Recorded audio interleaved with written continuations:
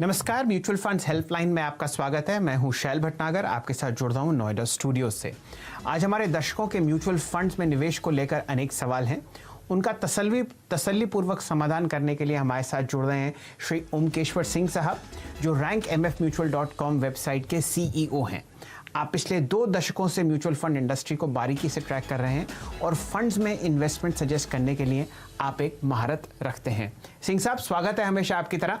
आज हमारे साथ एक से एक ज़बरदस्त सवाल आए हुए हैं और हर तरह से देश के हर कोने से हमारे साथ लोग जुड़ रहे हैं और हर एज ग्रुप के लोग आजकल हमें इस हेल्पलाइन में लिखते हैं।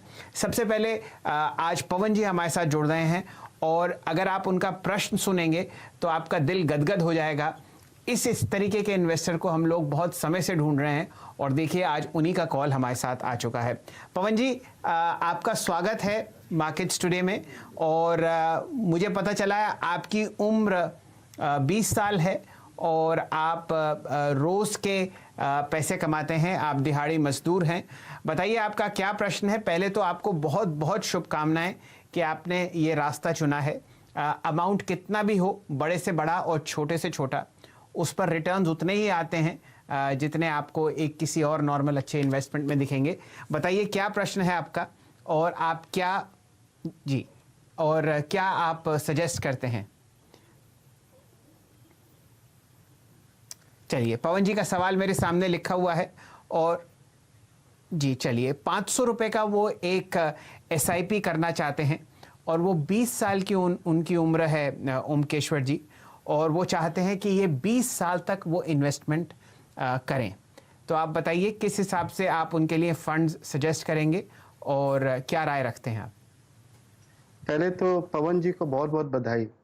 मतलब कि डेली काम करके वो पैसा कमाते हैं, उसके बाद भी उन्होंने इन्वेस्टमेंट के बारे में सोचा है। ये विजन और दूरदर्शी बहुत से लोगों के बीच में नहीं रहता है। अगर ये लेवल पर म्यूचुअल फंड पहुंच जाए तो इसके काफी अच्छे परिणाम निकलेंगे, तो बहुत ही अच्छी बात है। दूसरी बात है कि 20 साल की उम्र है और इनको 20 साल के लगाना है, तो इनको ये भी समझ है कि लंबे समय तक के लगाएंगे तो उनके लिए पैसा अच्छा बनेगा। ये बहुत ही अच्छा है। इसके लिए इनके लिए जो हमने सोच के रखा है कि वो एक मल्टी कैप और एक लार्ज कैप में लगा सकते हैं। अगर वो लमसम लगाना चाहते हैं तो जैसे कि मोतीलाल ओसवाल 35 और LIC लार्ज कैप। लेकिन अगर वो उन्होंने बोला है 500 रुपये एसआईपी भी करना चाहते हैं तो 500 रुपये का एसआईपी वो यूटीआई इक्विटी फंड में लगा सकते हैं।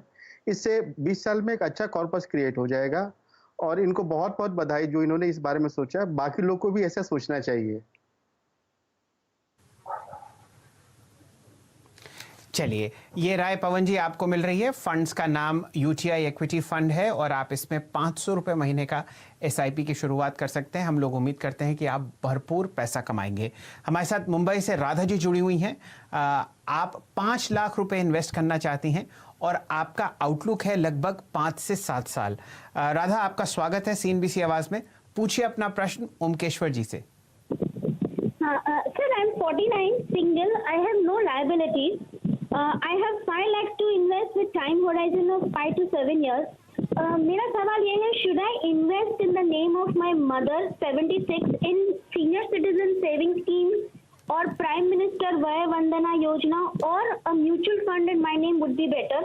Also, can you shed a little light on perpetual bonds? Yes.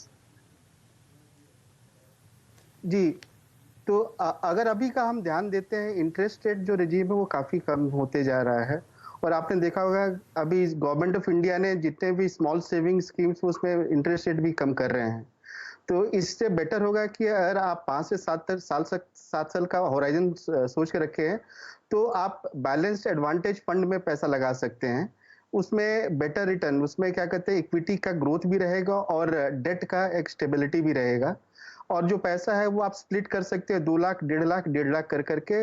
ये union balance advantage fund, Nippon India balance advantage fund and Tata balance advantage fund.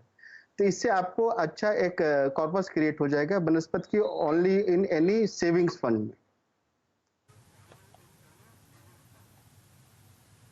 चलिए,